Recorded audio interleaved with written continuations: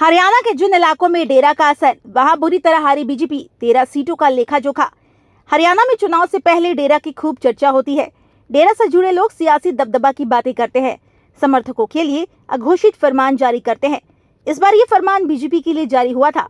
ऐसे में चुनाव परिणाम आने के बाद सवाल उठ रहा है कि डेरा की वजह से बीजेपी को कितनी सीटों पर फायदा हुआ। ये सवाल इसीलिए भी उठ रहा है क्योंकि विधानसभा चुनाव से पहले डेरा सच्चा सौदा के प्रमुख राम रहीम को पैरोल मिली थी। जेल में बंद राम रहीम की ये पैरोल सियासी सुर्खियों में थी। सिरसा जिले में विधानसभा की 5 सीटें हैं। सिरसा में डेरा सच्चा सौदा का मुख्यालय है।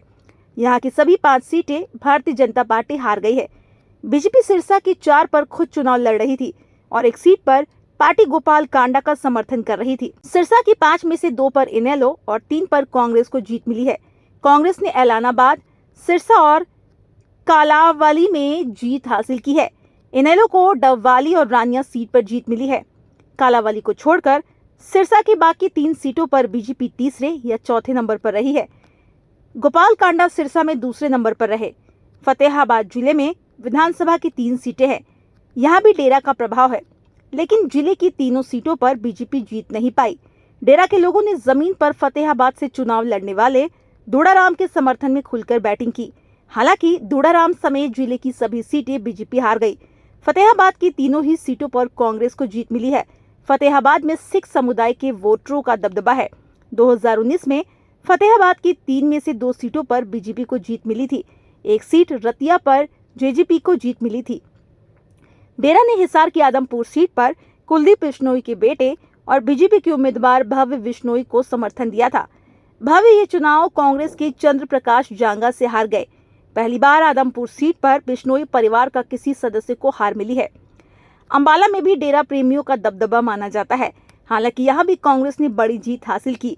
अंबाला जिले की 4 में से 3 सीटों पर कांग्रेस ने जीत हासिल की। सिर्फ एक सीट अंबाला कैंट में बीजेपी की अनिल विज ने जीत दर्ज की। 2014 के विधानसभा चुनाव में डेरा ने बीजेपी के पक्ष में समर्थन देने की अपील की थी, लेकिन डेरा के प्रभाव वाले इलाकों में बीजेपी की करारी हार हुई।